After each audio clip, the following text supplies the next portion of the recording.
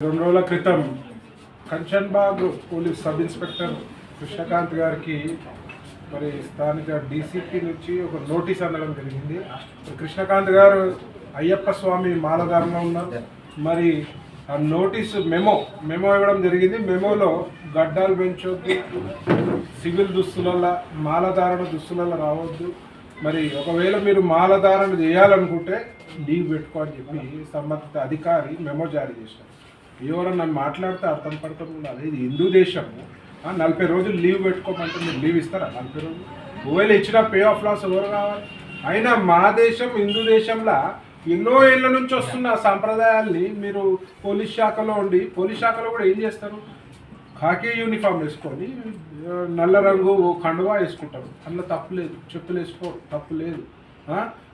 అదే ముస్లింల పండగ రంజాన్ మాసంలో స్పెషల్ అలవెన్స్లు ఇస్తారు. 4 గంటలకే వదిలేస్తారు.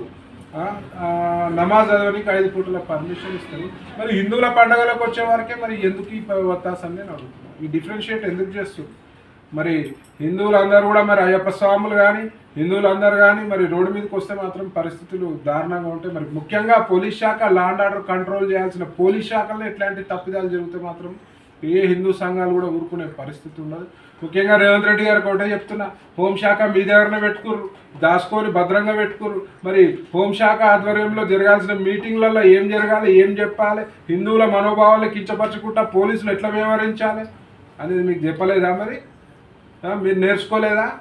మిమ్మల్ని అడుగుతున్న రేవంత్ రెడ్డి గారు తక్షణము ఒక రివ్యూ మీటింగ్ పెట్టుకొని ఇట్లాంటి చర్యలు పునరావృతం కాకుండా చూసుకోవాలి. అంటే మాత్రం ఆల్రెడీ మీరు చెప్తారు కాంగ్రెస్ అంటే ముస్లింలు, ముస్లింలు అంటే కాంగ్రెస్ అని. ఆల్రెడీ మొత్తం హిందువుల మనోభావాలు దెబ్బతిని ఉన్నాయి. గుళ్ళపై దాడులు జరుగుతున్నాయి, విగ్రహాలు ధ్వంసం చేస్తున్నారు. ఆల్రెడీ మీపై దునియా నెగిటివ్ ఇంపాక్ట్ ఉంది. మరి కొత్త రూల్స్ తెచ్చి మరి పోలీసు వాళ్ళు అయ్యప్ప స్వామి మాలేసుకోవద్దు అనే రూల్స్ తీసుకొస్తే మాత్రం బాగుండదు.